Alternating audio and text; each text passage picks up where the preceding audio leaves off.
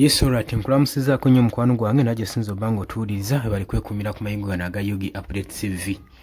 Embere ng'enneegaze eri General Muhoozi Kainerugaba oluvanyuma balwaba top commanders abasavingako mu UPDF okuvaayo ne bagamba nti bagenda kubanga bakomekereza General Muhoozi Kainerugaba. Bagambye era nga beeyama okumusayira ensinga okulaba ng'ensonga zino zigenda maaso n'okubanga zikomekerezebwa mu ggwanga.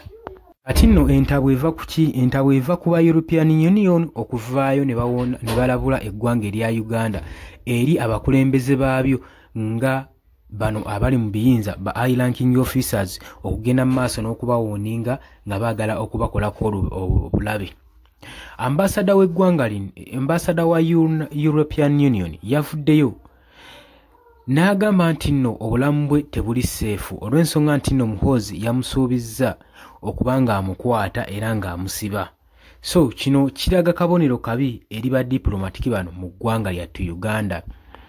Wabula abakulembeze abali basaavinzeeko mu UPDF bavuddeyo ne bahandolinga ku nsonga eno oluvannyuma lw'okulaba nga diplomatic relationship zifa ez'eggwanga erya Uganda saako n'amawanga ag'ebunaayira.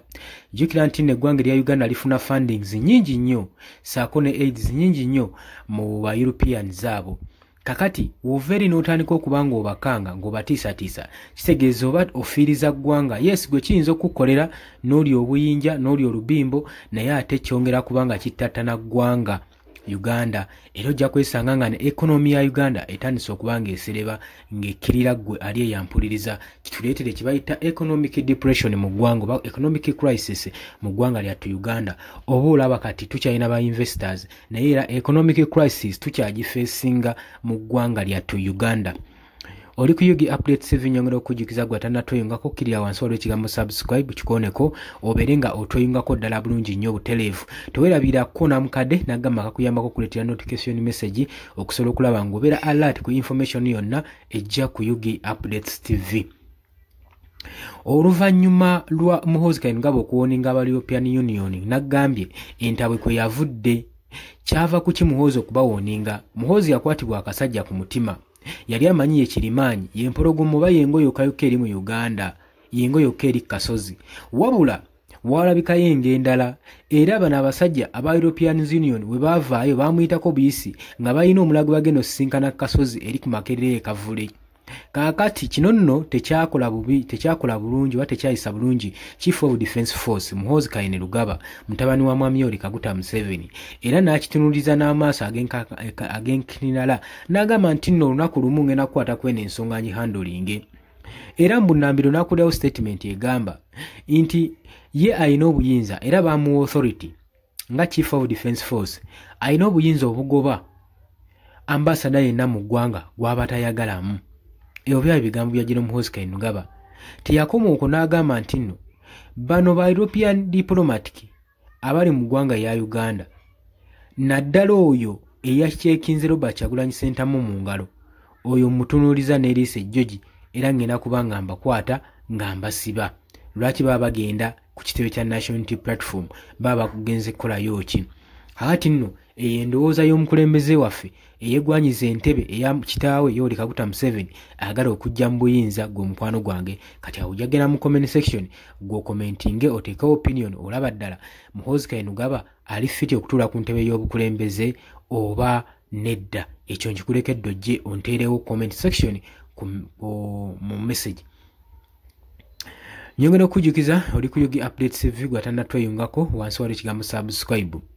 Kakati n'oluvannyuma lw'ebyo byonna byonna okukolebwa nga Muhoozi afunye akasajja ku mutima yagenda maaso n'okuwooninga ba diplomatiki bano nga wagenda okubasiba.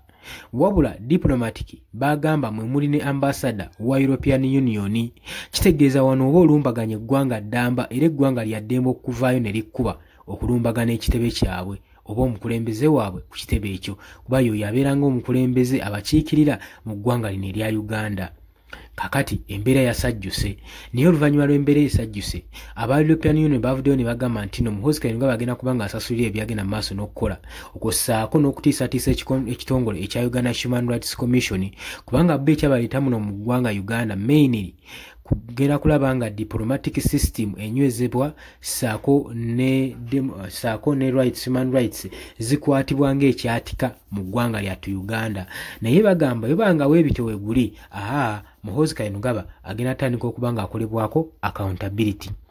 Newankubadde we babiyisizza Mwami Yoweri Kaguta Museveni saako ne muganda we Sali Musale bagambye nti nno eno ensonga tujja kuba tugihandolinga, era basuubizza okuba nga bakuhandolinga ensonga ya General Muhoozi Kainerugaba osobola okulaba nga bamusirisa nga bamusayirentinga aleme kuddamu kwasanguza bigambo ebifaanaganako ng'ebyo, ekitiibwa ky'eggwanga kiremenga okuttattanizibwa.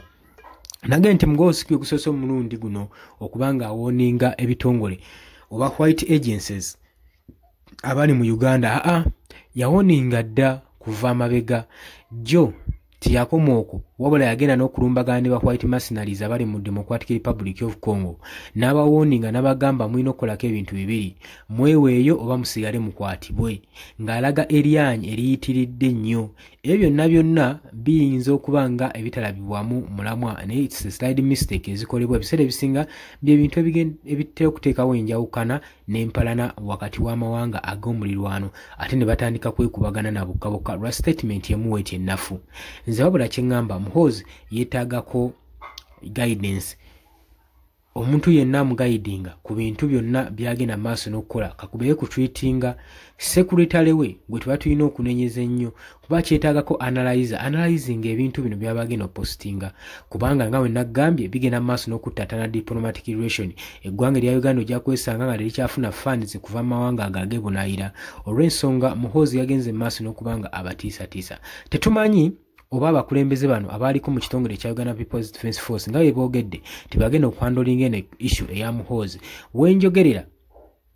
Wenjogerera pulaani zitandise okuba nga zikolebwa okusobola okulaba nga Muhoozi bamusoyaasoya kayojeju w'ebibuuzo oba bamusayirentinga. Naye jjukira nga we nkugambye Parliament yatuulako Parliamentary Committee ng'eyagala kubanga ebuuza General Muhoozi Kainerugaba Chief of Defence Force akana n'akataano ku Twitter zagenda maaso n'okutweetinga ezitadde ku bannayuganda ku bunkenke, ezigenze maaso n'okuba nga zisuubiza ababaka abali ku ludda olw'opposition okubajjako omutwe saako n'abakulembeze baabwe. Ezo ziri ku ki? General Muhoozi Kainerugaba tulaba nga teyalinnyayo era yabajeemera, kitegeeza nti yali already amaze okuba nga ajeemera court, yali amaze okuba nga ajeemera Parliamentary Committee Board. Kakati wano ngamba otya nti nno personally mugenda muyita mutandika okuba nga mumudisciplinedinga, mugenda mukomako, mugenda kikola mutya? Juzi mwava ne mulangirira nti Twitter ye bagijjeeko era ne mugijjako, wabula bwayita akaseera katono nnyo twagenda okulaba General Muhoozi Kainerugaba ng'akomawo atweetinga. Katwebuuza ffenna ekyo kyali ku ki? Oli ku UG Updates TV kosinza obba ng'otuuliza gw'atannatwenga kukkirira wansi waliwo ekigambo subscribe kikooneko obeere ng'otwegatako. Mbagaliza olunaku olulungi, mweraba.